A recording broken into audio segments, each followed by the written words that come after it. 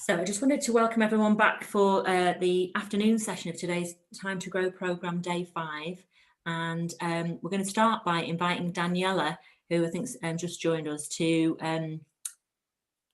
we'll use the word perform, a poem. Daniela's a poet. She'll say a little bit about herself in a second. She's on our programme and we could see she's got great talent. There's some good clips on YouTube and various things out there.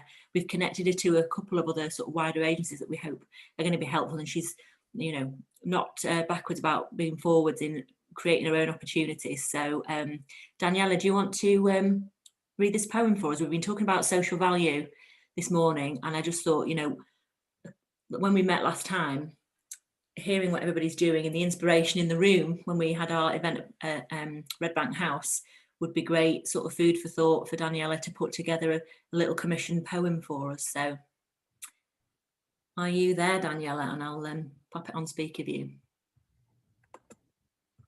Is your internet working? Just see. Are you there, calling Daniela? Hi, Nickala. I've got a very shaky internet connection, so please bear with me. No, it's working. You're on. Hi.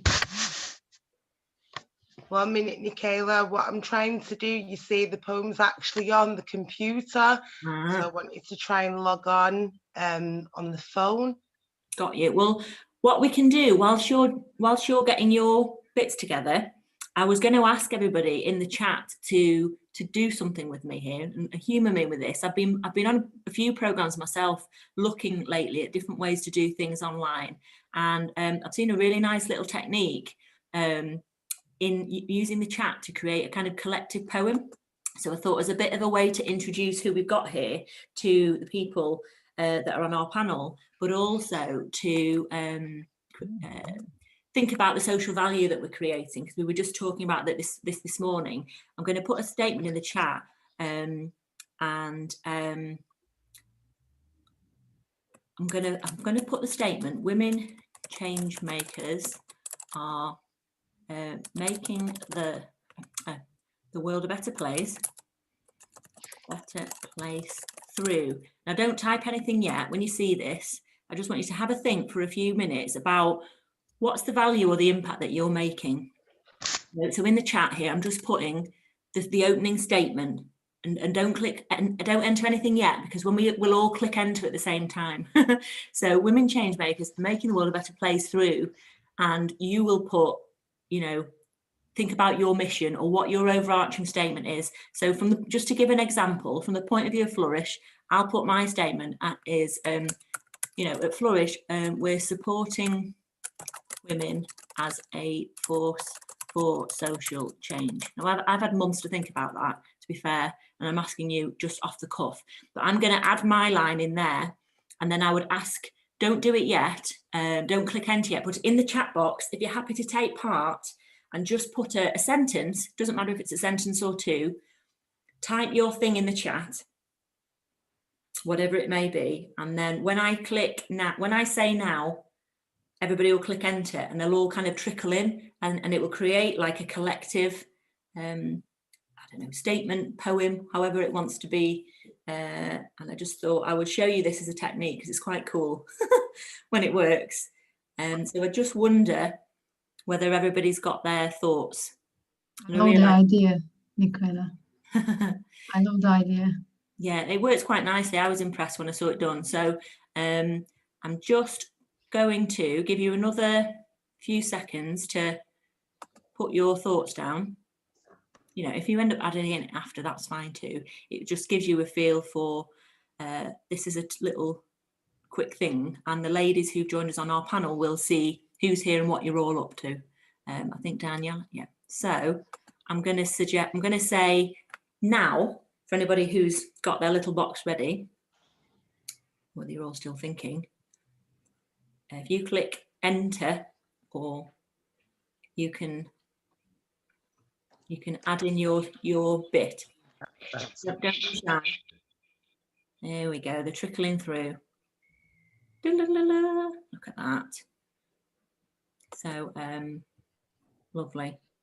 So we've got various things there. So, and this will be nice. I will put this together as a bit of a thing. So I'm going to read this out whilst Daniela's just dialed back in, and hopefully her computer's playing ball. So I'm just going to read this out while we're waiting for Daniela. So we've got women change makers.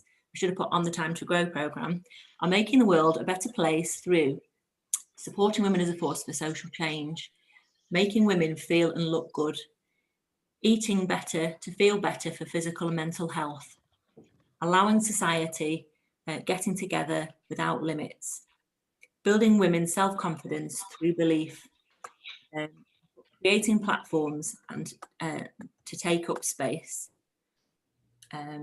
supporting knowledge, skills and their passion, to build confidence through creativity in communities, making a difference in people's lives by moving forward, lowering stress and reducing mental fatigue, developing digital skills. Women change makers are creating bridges in the world. Oof, there you go. So Daniela, beat that. Hi, Nickala. Hi. I just thought we'd play a little game there and also create a little poem of our own, just to help our panel see some of who we've got on the programme here and what they're up to as a force for social change. And I'd love to hand back to you now, if I may, to give us your own take on the poem that we commissioned you to put together. Okay, sorry, ladies, I'm a little rough today. I've been up since 4:30, but I've not quite found completely the flow on this poem yet because it's fresh. But I'm going to read to you what I've got so far. So it's called A Change Maker. A change maker ain't a faker. I see what's needed, but I'll do it later. A change maker is like a respirator, a carefully constructed, passion erupted, giving back, intelligent communicator, seeing need and serving need, but not just to please the person at the top. A change needed is the full stop. That's a change maker. Someone full of empathy, someone who isn't afraid to see. Change makers change the world. They shape the future. They create a path, no need for a router. A change maker is someone quite unique. Beautiful women with hearts that speak. So a change maker is what I will be. Changing the world with great empathy. I'll be the change that I'd love to see. I welcome you to join me. I see so many beautiful butterflies that I see changing the world for future generations, carefully deconstructing our social situations. My heart races in anticipation of the new creation of change makers, changing the world for future boys and girls. Now that's a change maker. Thank you. Woo! Thank you, Daniela. And as is often the case, we've come across a few poets and it just happens, doesn't it? I know when we spoke and I asked you to do this, it was done within like 15 minutes, but then it's the kind of, like you say, finding the flow, finding how we want to use this brilliant poem that you've put together for us. And we're looking forward to working with you and a couple of other sort of audiovisual people to put some, who knows what together. So thank you for that. I do appreciate it. And it just thought it would set the tone for this afternoon and help us as we start to introduce our panel. So huge thanks there. You can have a little read of our own little poem at your leisure. While we were waiting, I've seen how other people use Zoom to put a little poem together. So just before your session, you can see in the chat some of the different people that are here today have talked about how they're seeking to create change, and it all ties back into this theme of impact and value creation and how we're making a difference in the different things that we do. So you'll see lots of love for Daniela in the chat as well, which is great. And without further ado, I'm going to invite our panel up. Let me just see if I can. Just checking we're all here. Brilliant. Let me pop back in there. Sorry, my little slide disappeared. Here we are. So just so we know who we're expecting, I have had apologies. I'm really sorry. I think Alice is here, Carina's here, and Sheila's here. Jasmine from Women with Wings has had to something come up at work and she can't get out of it. She had her AGM this morning, and I don't think she's been able to get out of that on time. And Kim, she may yet join us, we'll see, busy at work, and I know she got a noisy environment today, so she didn't want to kind of disturb by not being in the right place at the right time to join the session. So I'm flagging people's names up there now, just so you can see who we've got and who's coming. But in reality, I'm going to come off the screen share just so we can see people. So by all means, be off video if you'd rather not be on it. And gosh, where should we start first? I think I asked the ladies to come and join us today, partly to try and give a diverse panel, although it's kind of halfway there, and partly to see how different women across Manchester are putting impact into practice. You know, we've had a lot of theory this morning and a lot of tools that we've shared, and the hope this afternoon is to bring this to life a little bit. And you know, there's no expectation there that everybody's an expert in impact and value. This is all about sort of telling a bit of a story around, you know, the journey you've been on, what you've developed, and the kind of impact that it's been making, as a bit of an intro. And then I've got a series of questions that we might have a bit of a discussion around to kind of, you know, bring things to life a little bit, put some reality to how we really go about measuring impact and value. And some of the people on the programme might have questions as well. So I wonder if I might ask Sheila perhaps to go introduce herself first. I'm going to pop this on speaker view so that we just see Sheila.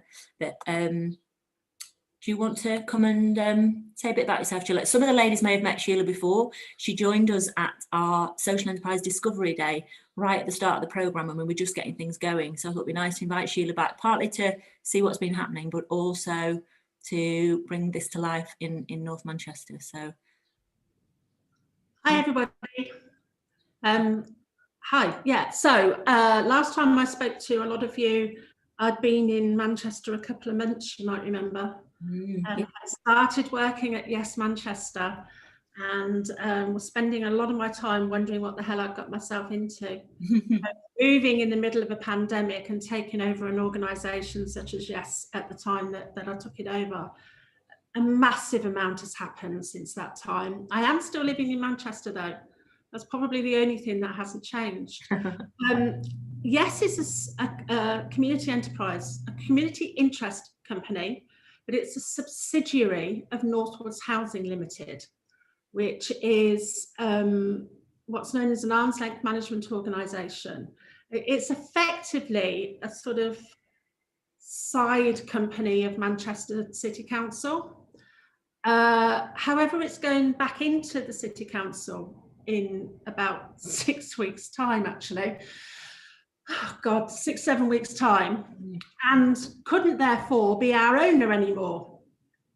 So there was a lot of hemming and hawing and oohing and ahhing, but where we are is that we are basically leaving home. We're like a teenager or an early 20s child that's being let out and is leaving home, because we're going to operate as a fully independent kick initially, but we have applied for CIO status. We'd hoped to have that by now, but unfortunately the Charity Commission are only looking at applications from charities dealing with the pandemic, so we're going to have to wait. So initially we'll be a kick, but we will be completely independent of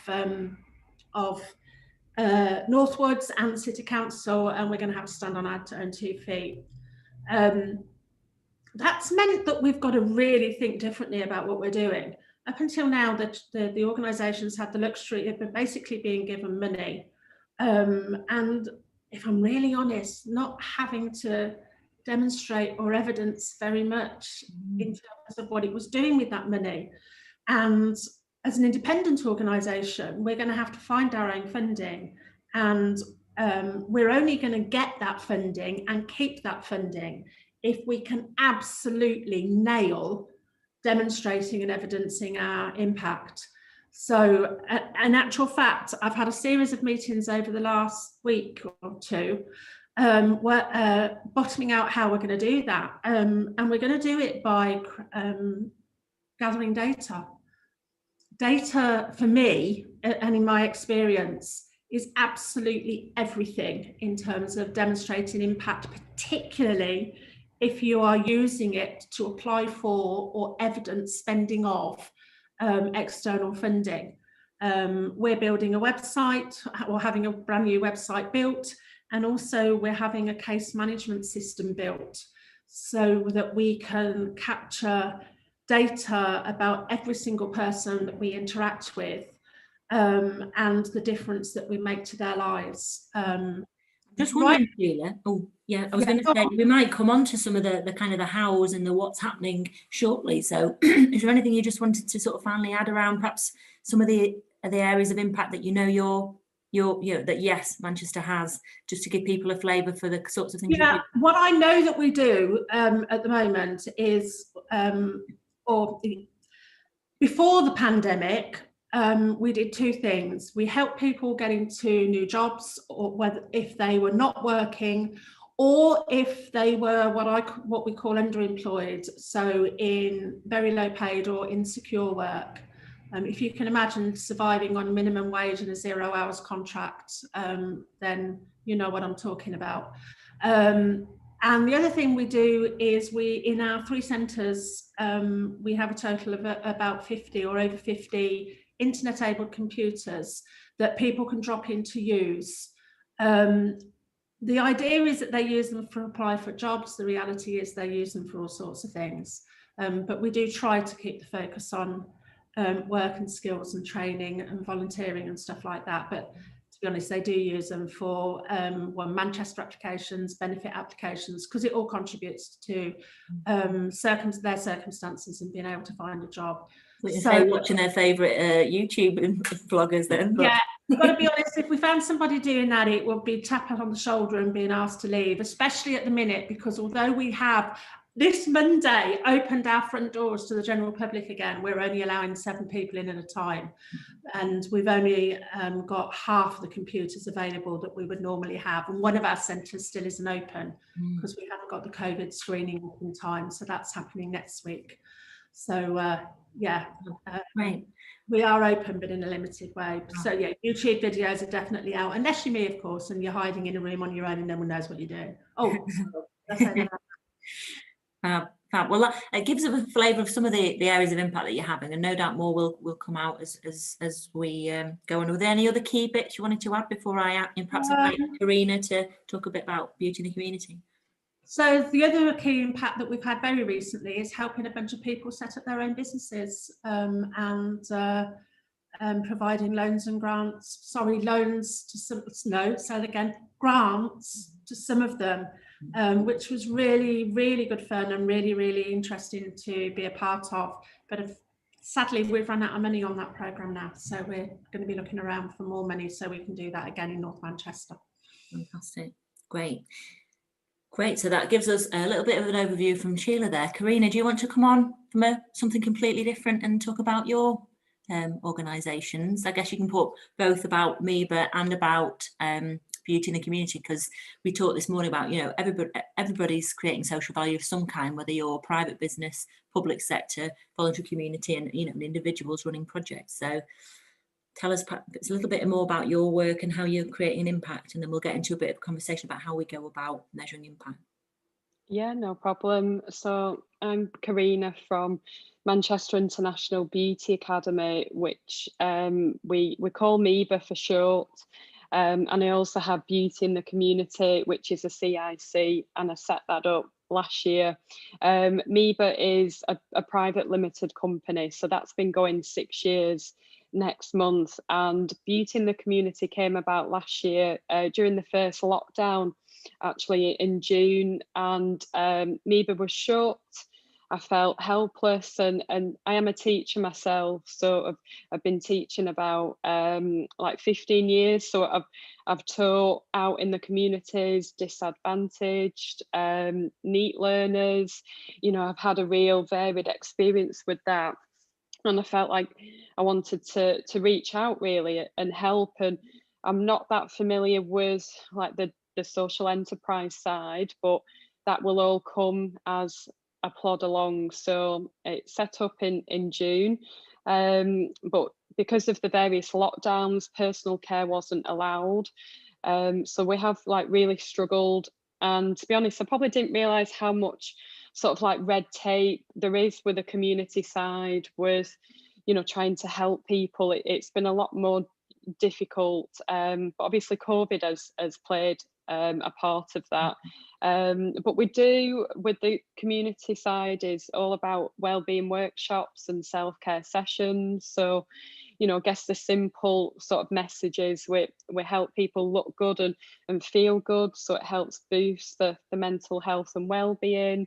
We can chat to them about any concerns that they have with like the skin or the body. So, you know, there's a lot more to it than just like painting nails or playing with makeup. We can do like the workshops across Greater Manchester. So we work in all of the 10 boroughs, and we can pretty much like design and develop them to suit organisations. So, you know, there's been a few barriers. They may pay for it, or you know, we can get funding ideally. So how about on the MEBA side as well? Because obviously you've had hundreds of students come through your doors over the last 6 years. I guess there's, you know, we might get into, even though you're still kind of early doors on the beauty and the community side, we might come back shortly and talk about how you perhaps measure impact and track and quantify what you do with your learners, because I know certain contracts or certain funds through the training side will want you to demonstrate that the learners are achieving whatever. So I guess, do you find that you get some, you've got methods, I suppose, for tracking people's progress through their courses and what they're gaining from working with you?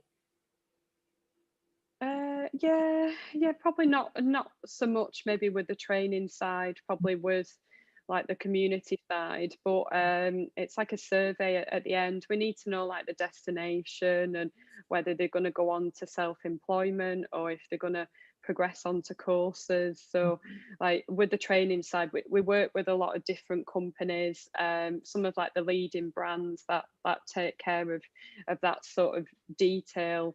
But we have like little bits of data. Everyone pretty much wants to work for themselves, really. That's been like the largest number of the past, like probably 2 years, I'd say. Everyone wants to go into self-employment. They need help with the business side. They need that support, like mentoring. So there could be lots of links and like cross referrals then.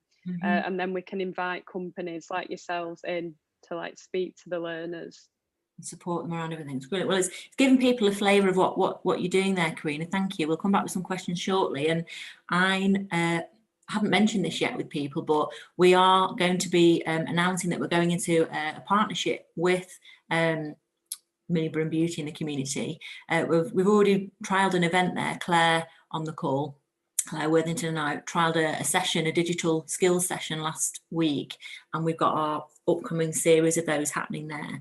But we're hoping to run some of our events not only from the space, which is fairly central and open, frankly, because there are that many community centres and spaces that we would normally use, business incubation spaces, universities, all closing the doors, none of them getting their act together and anytime soon to let us back in. So we couldn't afford to kind of wait.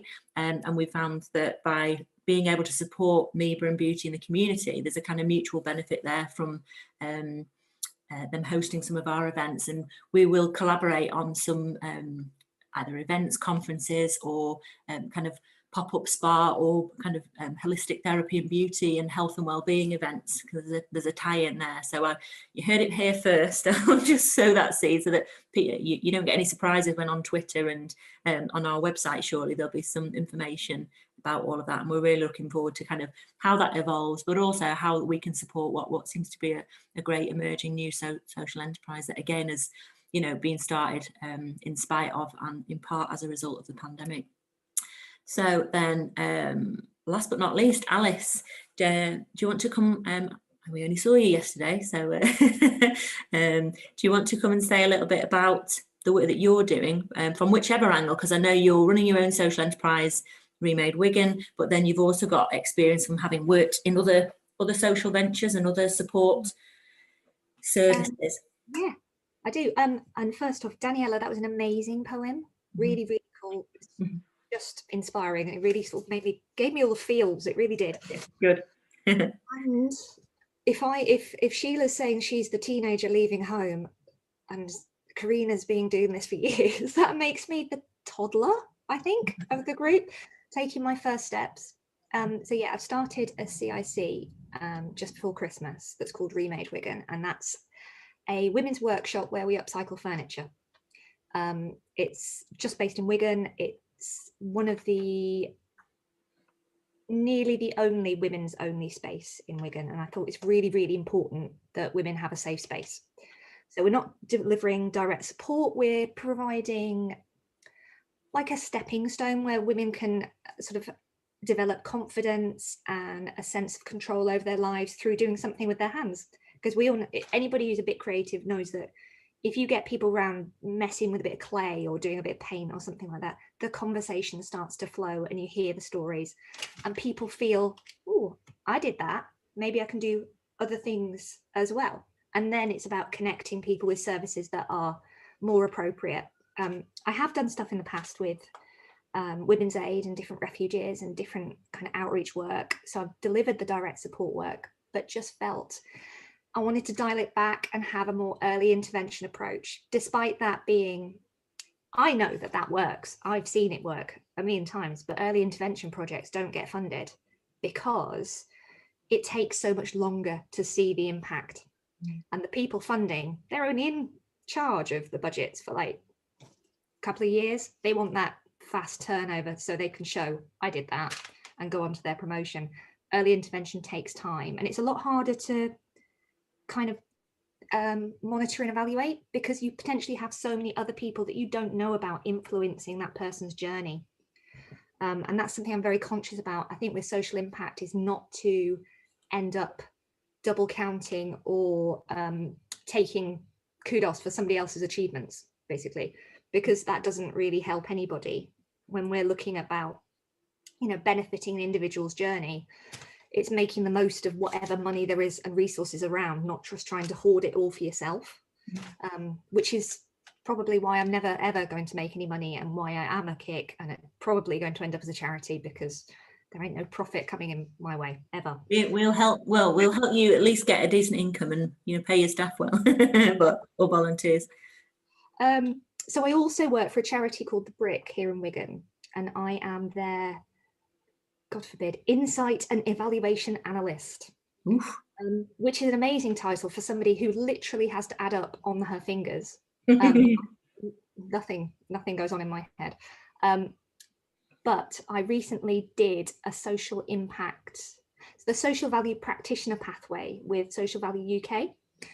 And that has really helped kind of crystallize my understanding of why we look at outcomes, what benefits we want to be monitoring, why we do all the things that we do.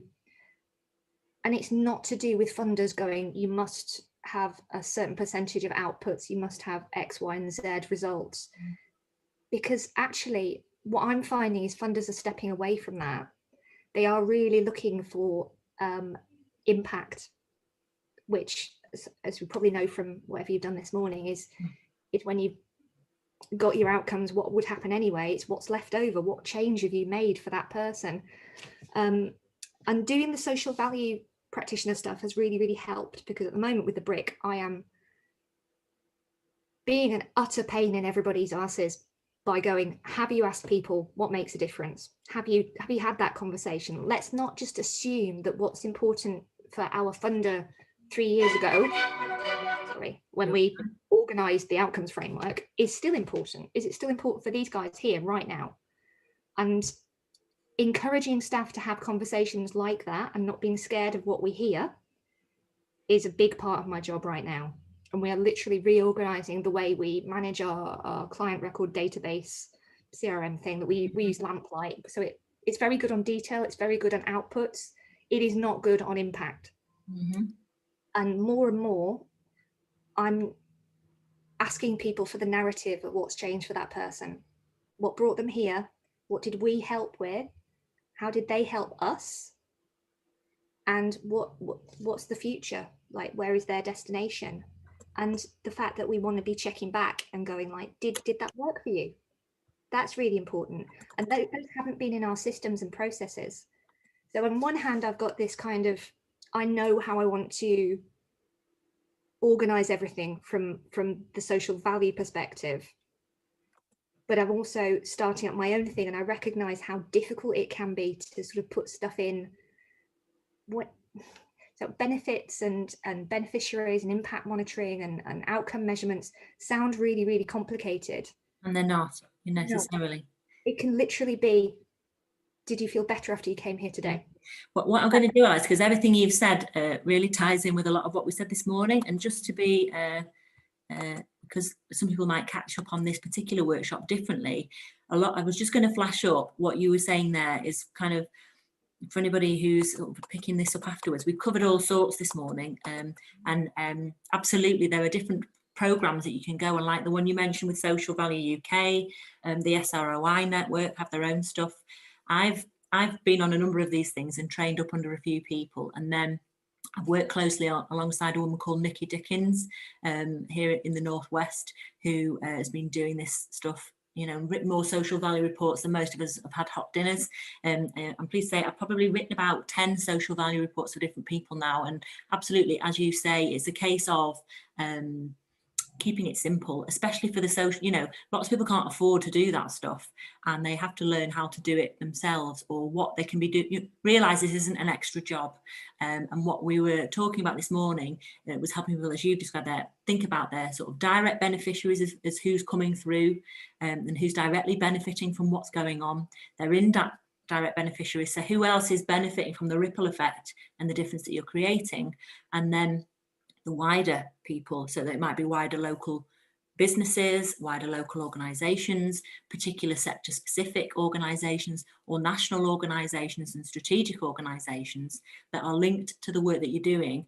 And all of these people, as we've been calling them, have a stake in what you're doing, have a vested interest, and they should have a view on what they value about what you're doing, whether they've physically engaged in it or not, depending on, you know, what they're up to. And we talk through, you've talked some examples there, we talk through different ways to engage these different groups in different ways. And as you just said, the questions are incredibly simple, actually, because you're not prodding and probing, you're not having a million things that you're asking people, you're listening to what they value, because not only will that uncover new areas of value that you hadn't realised you were having, but it will also you can spot patterns and trends, and you can spot what's repetitive, what's consistent, and that then helps you to create your key value indicators and other more structured questions that you might come back with later, so that you're really not swaying people down a certain route, and you're really gathering all of what you could gather. So yeah, I'd absolutely echo everything sort of that Alice was saying there, and you know, empower yourself to go away and be able to do some of this stuff. I will just flash up this slide to see what our colleagues on our panel make of this. Whenever I talk to people about this, everything in Lilac is something that the people running these social ventures can do themselves. They might not have the time, they might not have the energy, they might not have all of the skills, but there's a lot that they can do from some of the basic things. And then getting an independent support kicks in when you need some specialist training, or you want to do some external stakeholder engagement to help you map and think about the bigger picture in ways that you'd not thought of yet, facilitating things that you don't want to do, producing reports, you know, putting special cost analysis around certain value that you're having, and ultimately you're bringing in external people to create more robust and legitimate and independent viewpoints. And so there's a lot that you can do yourself, you know, and analyze and think about, and you know, showcase in different ways, be that, you know, for your marketing, for your media, for your funders, and for knowing you're doing a good job communicating with your team and board and anyone else. But having somebody independent come in and say, actually, it wasn't just us that said this, you know, such and such a organisation or such and such a independent review showed that. And, you know, the different things can have different connotations depending on, you know, who cares. So I set that little bit of a backdrop in addition to what our panel have just been saying here, and I'll just bring it all back to who's here. And so I guess the reason that I was asking the different people that we've got here, and apologies, we were expecting Jasmine from Women with Wings. Jasmine runs an organisation based over in Little Hulton, supporting very diverse groups of women. She's done an awful lot through the pandemic, in setting up all sorts of specialist services, health and wellbeing, sort of food banks, but prior to that, she was already running all sorts of learning development and kind of building the economic independence of women. And we'd also invited a lady called Kim from Visit from the Stalk that some of you will know of, and Kim as well, she's been running support services for not all new parents who are perhaps coming from sort of vulnerable backgrounds, but a lot of the families that she works with have got sort of quite complex situations going on, maybe facing hardship, and so they run all sorts of support services, as well as been helping through the pandemic to create not just the food bank side, but the kind of nappy and baby goods distribution, and help families in all sorts of ways, and have a real push on the breastfeeding, and have this boobs part of their organisation, which encourages breastfeeding, and venues to encourage more of that as well. And they're worth looking up to see what they've been up to and how they've been creating an impact, because I know they're a little bit further down the line as well on some of this stuff. So I guess in terms of these different examples that we've got, I was bringing you guys to the table because I'm trying to keep it real. You know, as much as, you know, there can be goals around what you might want to do longer term around measuring social value, it takes time, and nobody gets it right first time. And, you know, should you even bother? So I guess I'd love to hear from our panel on, you know, is it how they, you know, is it important to do this, do you think? And, you know, if you who needs to know this information and why? I know Sheila started to talk about it a little bit before, but it'd be great to get your take on, is it important to do this, and who needs this information, and how might it help your organisation if you start doing this?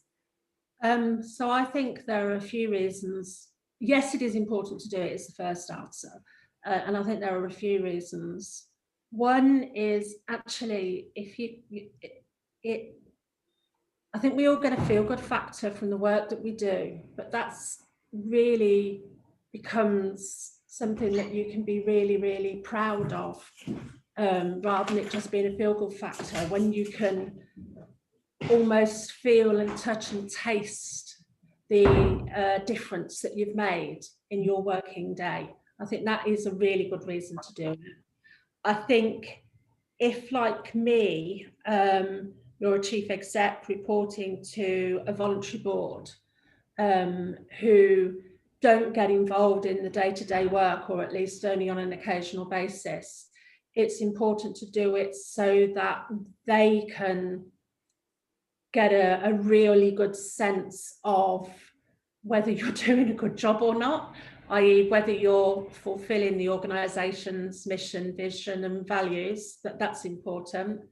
I think it's important for our stakeholders, and I'm not just talking about funders, although funders are clearly one of the most important stakeholders, but there are others as well. People in the local community that will have an interest, people that give you time, and organisations that you want to say good things about you. I was in the website design yesterday. I was asked to describe a stakeholder.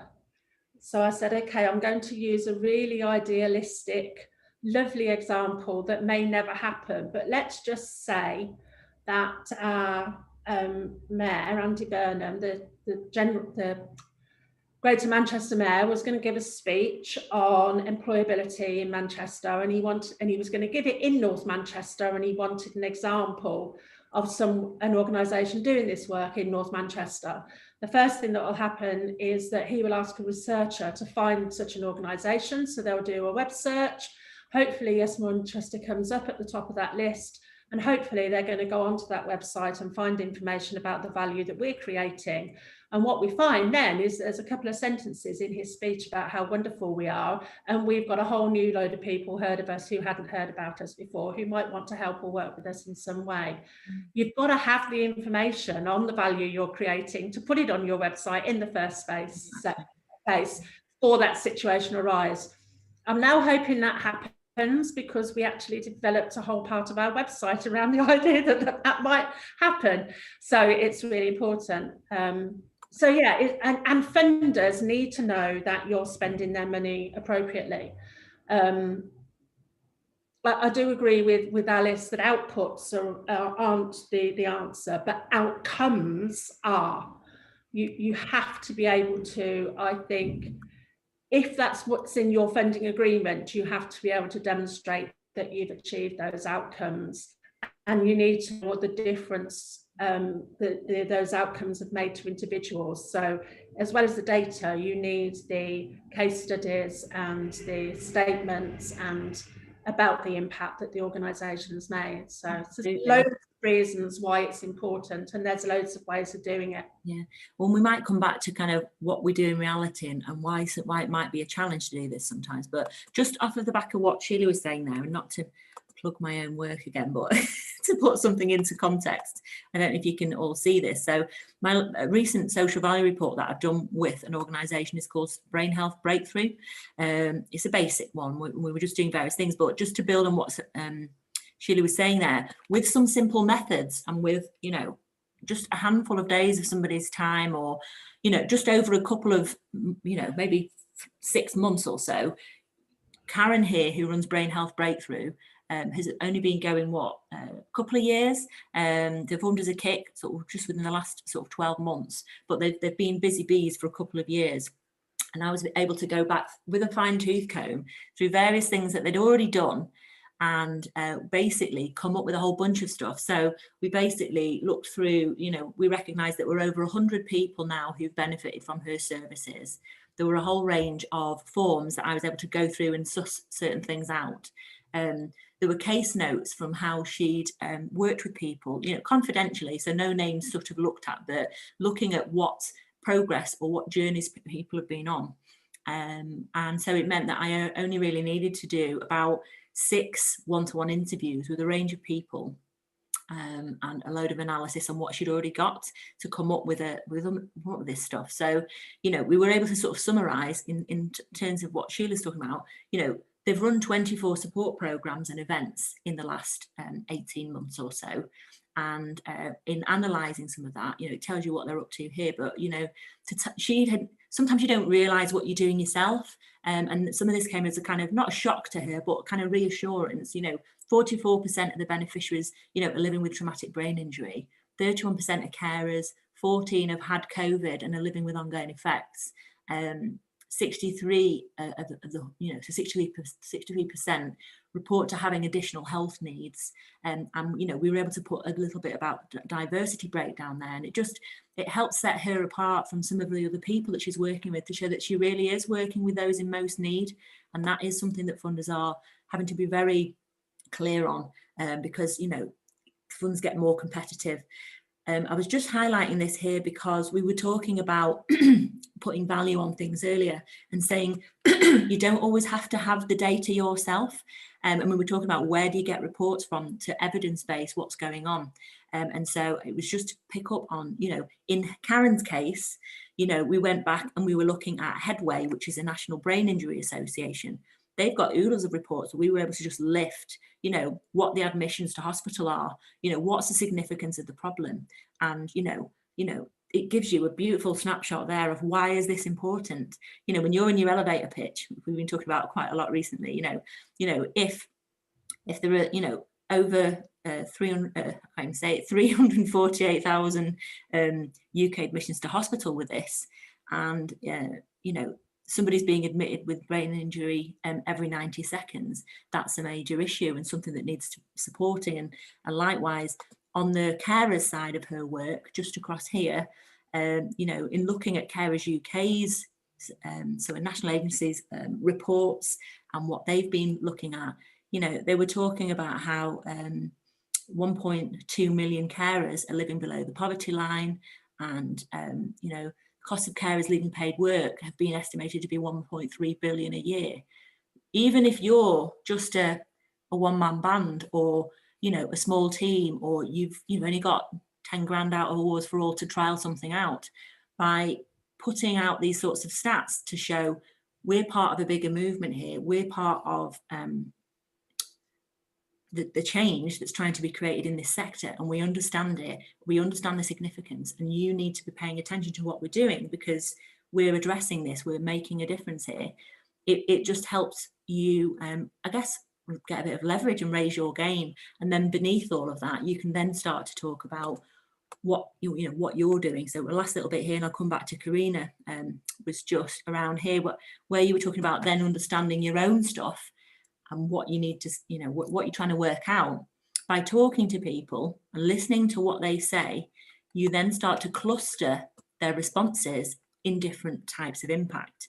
And so, in Karen's case, we were able to come up with some impact indicators for her based on the fact that, there's clearly improved self-belief, and helping people understand the ability to heal. When you've had traumatic brain injury, lots of people just either write themselves off or their families do. So hearing what they're doing, sort of making me emotional because she does such great work, but really fantastic to see this stuff come through and know that you're actually achieving this.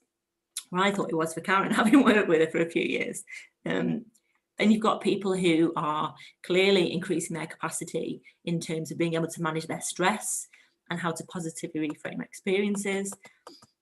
Lots of you are working with people who will be addressing these sorts of things, and also around increased communication, different skills, and assertiveness was a big thing for her.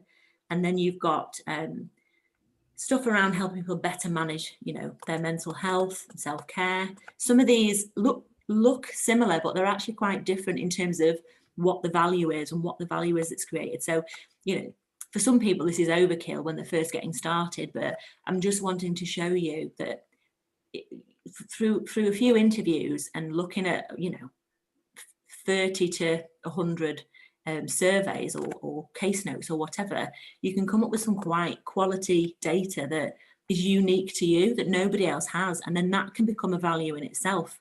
And one thing we didn't talk about in previous workshops is, if you get good at this, or if you work with quite niche and quite unique communities, or if you're working in particular geographies, your knowledge and your intelligence and your data becomes highly valuable to other people, and it can be an additional income generator for what you're doing. So top tip there, I didn't mention that this morning, but it's just reminded me that actually, how many organizations have got this quality data and information, or that builds over years, or that gives you reach into a particular community that people can't get their hands on, and you can then, with your trusted relationships and additional expertise, do other things, be them research related or service design related. Karen's now got a network of people. It's a bit like we do at Flourish, where it's relevant and where it's necessary and of value to our network, we may well work on topics that make a difference in whatever policy design or service design. So just something else that's come to mind there. I'm going to stop sharing that. I'm conscious we've got sort of 10 or 15 minutes with our panel to come back for a few more thoughts and ideas. Just checking the chat there. What I would say is, if people have got any questions for our panel, if you will start to pop those in the chat, if anything's come to mind, anything you'd like to know more about their organisation, or just something that you want to ask in general about this topic or the topic of social enterprise, pop them in the chat. And I'll just come to Carina, if I may, just to get any thoughts from you on the realities of it, because I guess this is something that's a little bit newer to you. And you mentioned red tape, and it's like it's been harder. It feels harder, and I guess it can be quite daunting, thinking, oh God, have I got to do all this? So I just wonder, any thoughts from you, I guess, at this stage, obviously, in how you might start to consider social impact that you're having, and start to think about why that's important or not. You've been running just as you are for the last 6 years without having to bother, so that, on the flip side of this, is there any sense in this sort of stuff for an organisation like yours? I guess that's the training side. So it is, it's completely separate. It runs completely different to the community side. So, that's the side that I'm learning. But I guess, we have our outcomes. We speak to the learners, every day, and like we know the impact, and it's right there in front of us, I guess, and on the reviews and the surveys, and then the destination, it's to boost the confidence, well-being, support. So, it's all that wraparound support. And with me being in the beauty industry, we are very practical. So we learn by doing. And a lot of it is visual. You can visually see like the improvement and the confidence. So, and yeah, we've got to record it and write it down, part and parcel of it. But I think the business, we're aware people are unemployed. They want to upskill, retrain, from a various different ages. So I guess that's we've probably got quite a bit of freedom from that side of things. But yeah, with the community arm, the social impact there. Because you've been working with all sorts of groups, haven't you? And I guess, do you want to just mention some of the different groups that you've been trying to take your sort of beauty in the community activities to? Yeah, because we've been working with Wigan Society in Manchester, Fatima's organisation in Oldham. We've been out to schools and done some Easter activities, because we're only allowed to reopen from the 12th of April. So, we've done quite a bit, but to me that, we've not done enough. We've got more to do, across Greater Manchester. So everyone's responding, positive, lots of good feedback, even if it just puts a smile on the face. That's what we're all about, at the minute, bringing people together to collaborate and to communicate, really. So there's a lot more to it, I say, behind the scenes. So we'll just do the workshops online, like now. So and we ask every session, guess what the impact is. They tell us they feel better or they've seen an improvement. But yeah, it is a lot of practical. So, but I know I need to do the case studies and little things like that. But I guess I know we've talked about things like Awards for All, and there'll be people here who've been successful with different kinds of grant funders. I might come to Alice about this in a second, but I know one of the hopes is that and like many of us, we've been rejected from Awards for All in the past, but they give you some really good feedback as to kind of why, and then you go back with a sort of strengthened case.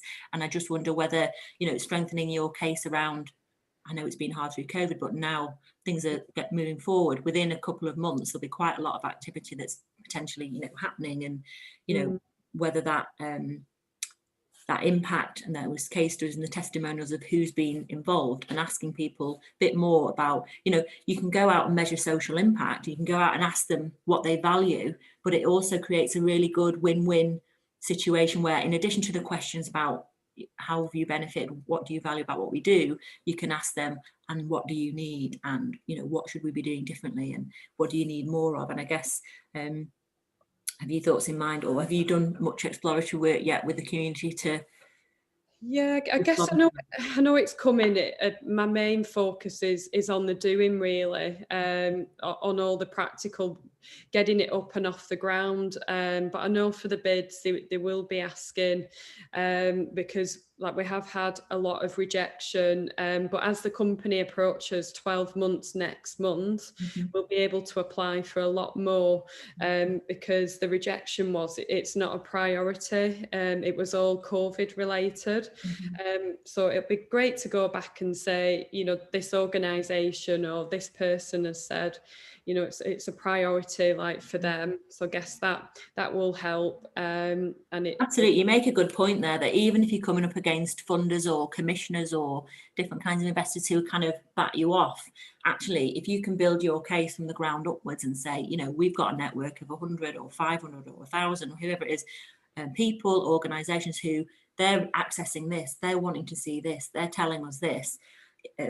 It just gives you a bit more leverage to kind of kick back as well. And yeah, and it's coming together with solutions. You know, the world has enough problems at the minute, and you know, it's putting a positive spin on it. And okay, it's not a priority now. Yeah, I get that, but now that it's, you know, been allowed since April, let's do a positive spin. This is what we've done since. This is like the data, the statistics, and all that text, I guess, that, you know, goes with it to cement the story. Absolutely. And that's, you know, a big part of storytelling, or storytelling rather, is a big part of all of this. So whether you're more of a mathematician, or you're a bit more of a storyteller, or you're a bit more creative, you can bring out the way you are with the way you do your impact measurement. It doesn't have to be a set way.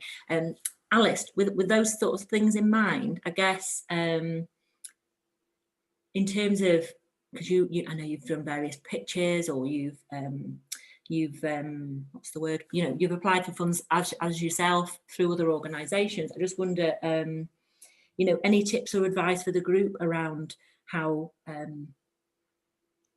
having this, you know, using impact and using your evidence and what you know, clarifying what you do, I guess, can perhaps help in getting your message across to different audiences.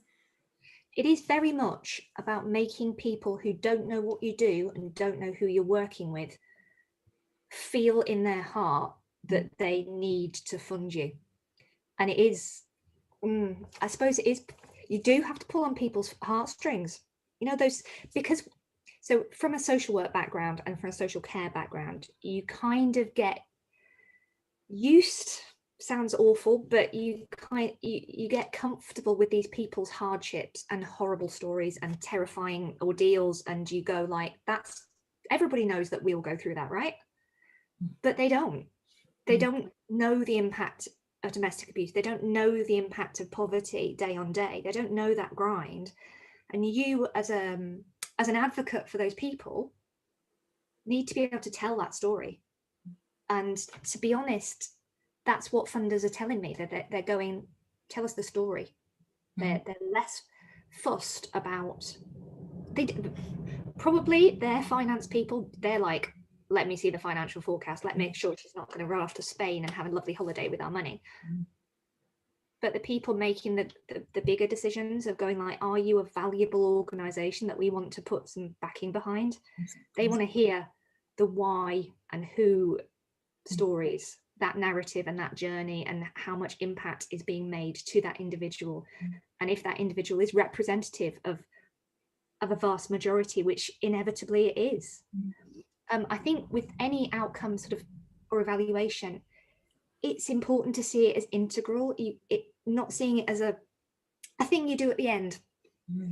Because if you don't ask, if you're not asking people what they want to see and what they want to change, then you don't know if you're doing it right.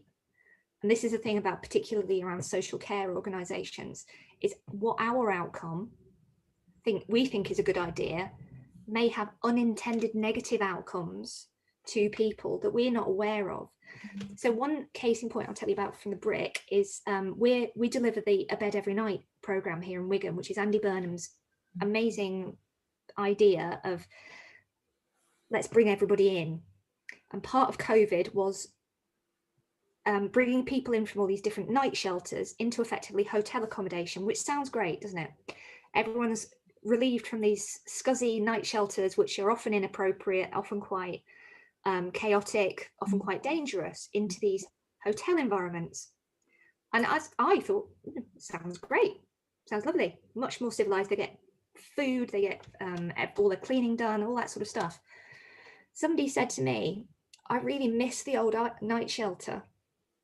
The old night shelter, we always used to sit together and have our dinner. And so would tell stories, and so would play a song, and I would talk to so-and-so before I went to bed, and I felt better because I felt like I was part of things. Here, I'm on my own in my room all day. And at night, I'm on my own. I can't eat with other people. I don't know what anyone else is doing. I feel isolated. And that we've seen a decline in people's mental health since that hotel accommodation. And commissioners think it's amazing. The commissioners see the visible response, the outcome of people are off the streets, people are accommodated, services are going to them. By asking individuals, what's changed for you, what's working for you, what's not working for you, we're hearing the feedback of, this isn't so good for everybody. So as the brick, we can respond by going, let's put those connected spaces back in where we're safely able to do so as a priority. Because otherwise we might have thought, yeah, everybody's fine. But actually, everyone's not fine. And we need to work really hard to put those social aspects back in to our service ASAP. And that's what we're doing in response to that. But yeah, if you don't ask, you don't know. Absolutely, yeah. Not all outcomes are good outcomes. Some outcomes are negative ones, like getting a job for some people is going to mean they have less money. You know, and it's giving people the choice of what they want to achieve and not sort of pushing it on them. That's really important. Yeah, no, I think that's really good, some really good reflections there, and it gives all sorts of different perspectives around you know, what people can do with good intentions if they're not tracking and they're not checking. Ultimately, if you're not asking and you're not checking what's going on, you can't react and respond, and you can be doing this blindly. And a lot of people that run businesses or social enterprises, and especially startups, when you might not have a big team or you might not have a big board or anything like that, can feel a bit isolated or kind of winging it. And actually, your community can help you to stop feeling like that, because they'll tell you exactly what they're valuing and exactly what they need, you know, if you can create some creative space and time to ask them. And they'll probably be glad that you did, because so many people don't get listened to. That, you know, that's one of the additional benefits of being a social enterprise and creating this time and space. There are sort of knock-on ripple effects from doing this work. And what you said before, Alice, about the story and the why echoes back to something one of our participants, Alicia, said earlier. I was making the point that actually with social value, often it's about looking at the kind of some of the practicalities and analysing information. And I think from the point of view of putting a value on things, absolutely, that's key. But she was right, and you're saying it here again, sort of echoing that alongside your stats and alongside whatever you find from your own work or from looking at policy reports or anything else that's out there, bringing it back to your why and the why and the, you know, the impact on the ground that you're having, the stories that are coming through, helps that kind of pulling on the heartstrings or bringing it into perspective for whoever's listening. And you can often have a series of what we call impact case studies or what, you know, testimonials and stuff that will be for different audiences, you know. But lots of food for thought there. I'm conscious that we're at about 20 past and I'm going to start progressing the session on. So I'm just wanting to check. I can't see any questions in the chat specifically. By all means, pop them in there, or we can take a couple of questions. But I'm going to thank our panel for being involved there. I really appreciate the sort of different perspectives.